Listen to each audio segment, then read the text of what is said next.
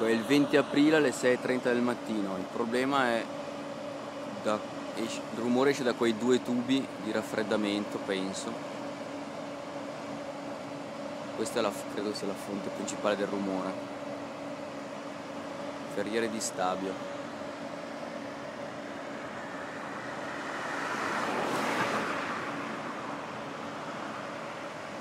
Quei due tubi che si vedono là in fondo.